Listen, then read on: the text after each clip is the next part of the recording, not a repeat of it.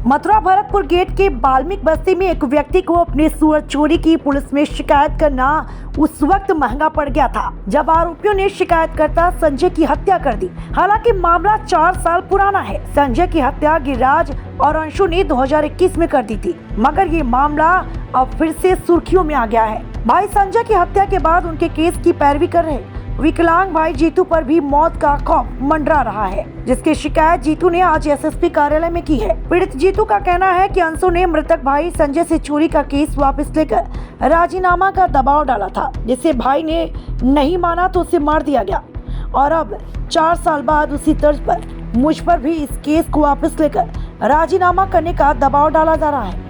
मेरे मना करने पर मेरे ऊपर भी हमला किया गया, जिसकी शिकायत मैंने पुलिस को की है, मगर कोई कार्यवाही नहीं की गई।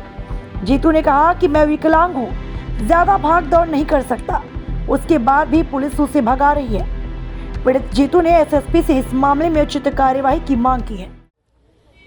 नमस्कार, मैं शिवांगी चौधरी, आप देख रहे हैं हिंदुस्तान तहलका। इस वक्त मैं वरिष्ठ पुलिस अधीक्षक कार्यालय पर मौजूद हूँ। मेरे साथ एक पीड़ित हैं जो अपनी समस्या को लेकर इस वक्त वरिष्ठ पुलिस अधीक्षक कार्यालय पहुँचे हैं। क्या नाम है आपका, क्या समस्या है?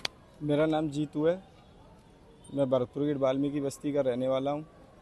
आज से कुछ साल पहले मेरे भाई का मर्डर कर दिया था, जिन्होंने एक पशु चोरी की रिपोर्ट अंशु और गिरिराज के परिवार वालों के खिलाफ लिखवाई थी। उसका राजीनामा ना करने की वजह से उनकी हत्या कर दी गई थी। मेरे द्वारा उनके खिलाफ ये 2021 में 8/3/2021 को मेरे भाई की हत्या कर दी गई थी। उसकी FIR मैंने थाना कोतवाली में 300 में दर्ज कराई थी, जिसका मुकदमा मैं लड़ रहा हूँ। मैं ही उसमें वादी हूँ, मैं ही गवाह हूँ उसमें, और वो निरंतर मुझे जान से मारने की धमकी देते हैं। SSP साहब द्वारा मुझे बीच में सुरक्षा मिल रही थी कोर्ट आने जाने के लिए, घर पे देखने के लिए। अब मेरी गवाही ख़त्म हो चुकी है। अब वो मेरे साथ निरंतर फिर से दबाव बना रहे हैं और मेरे घर वालों के भी द्वारा कर किए हुए उन पर कई मुकदमे चल रहे हैं। सारे मुकदमों की फ़ोटोकॉपी मेरे पास है और वो मुझसे कह रहे हैं। अभी मैं रात को वृंदावन अपने मामा के यहाँ जन्मदिन में गया था, तो मैं और मेरा भाई वहाँ से लौट रहे थे, तो उन्होंने मुझको साजिश करके मुझको घेर लिया और मेरे साथ लाठी। कहाँ वृंदावन में? कहाँ? वृंदावन किशोरपुरा। शादी में गए थे आप? नहीं, जन्मदिन में गया था। तो वहाँ एक गेस्ट हाउस के पास जहाँ पर CCTV कैमरा लगा हुआ है, वहाँ पर मुझे घेर कर उन्होंने स्कूटी रोक कर मेरे साथ मारपीट की और तमंचे से मेरे सिर पे बट मारी है। ऐसे कर मेरे 2-3 जगह चोट है, मेरे कान पे यहाँ पर चोट है, कान से सुना नहीं जा रहा है। और पुलिस ने जो कार्रवाई उनके खिलाफ की है, मैं उनसे संतुष्ट नहीं हूँ। इसी को लेकर मैं। कौन लोग हैं इस तरीके से आप? ये वही लोग हैं और उनके परिवार लोग हैं जिनसे हमारा मुकदमे चल रहे हैं सारे। क्या नाम है, कौन है? गिरिराज और अंशु के परिवार वाले। कहाँ रहते हैं ये लोग? ये इस समय ये नहीं मालूम कहाँ रहते हैं, लेकिन उस समय उन्होंने हमको वृंदावन में घेरा था। हाँ, बताते हैं कहाँ के रहने वाले? बताते हैं कि वो हमारे यहीं भरतपुर गेट के रहने वाले थे। बताते हैं कि वहाँ पर वृंदावन में रह रहे हैं इस समय। जी। अब क्या समस्या आ रही है? अब समस्या ये है कि मैं साहब के पास एक बार फिर से आया हूँ अपनी शिकायत लेकर कि पुलिस ने जो कार्रवाई कर रही है वो जो मुझ पे हमला हुआ है, जो मेरे पे तमंचे से वार किया गया है, उसके अनुसार नहीं हुई है। मैं पुलिस प्रशासन से। अभी वीडियो जो वायरल हुआ था किशोरपुरा का, ये वही मामला है जिसकी आप? जी, वही मामला है। उसमें स्पष्ट दिखाई दे रहा है कि वो मुझे और मेरे परिवार वालों को तमंचे से रोक रहा है। वो तो वहाँ पर पब्लिक नहीं आती, तो वो तमंचे से मेरे ऊपर फायर भी कर देता। तो मैं पुलिस प्रशासन से यही अनुरोध करना चाहूँगा कि इस कार्रवाई में इनको गुंडा एक्ट 307 की कार्रवाई की जाए, जिससे मेरी जान बचाई जाए और ये भविष्य में मुझे कभी भी मार सकते हैं।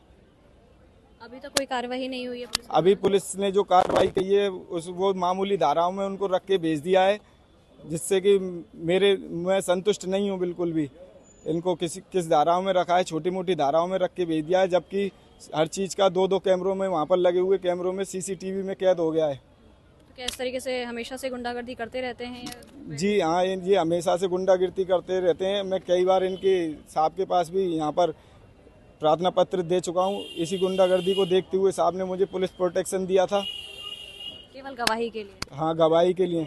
अब मेरा पुलिस प्रोटेक्शन कब पूरी हो गई थी आपकी? मेरी अभी पिछले कुछ महीने पहले गवाही पूरी हुई है। अब ये मुझे इधर उधर मैं कहीं पे भी जाता हूँ, टैक्सी चलाने का काम करता हूँ, तो सब जगह जाके हड़काते हैं। कभी ऐसे तमंचा दिखाते हैं, कभी कुछ कहते हैं।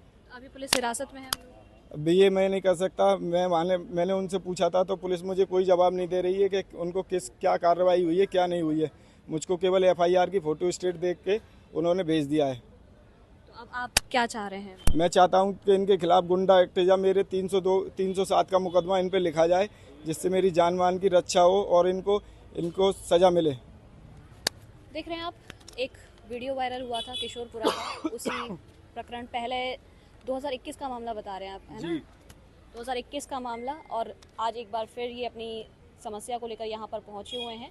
लगातार इनको अपनी जान का भी खतरा जिस तरीके से बता रहे हैं। वरिष्ठ पुलिस अधीक्षक से आज शिकायत भी की है। अब देखना ये है कि किस तरीके की कार्रवाई उन लोगों पर होती है। फिलहाल के लिए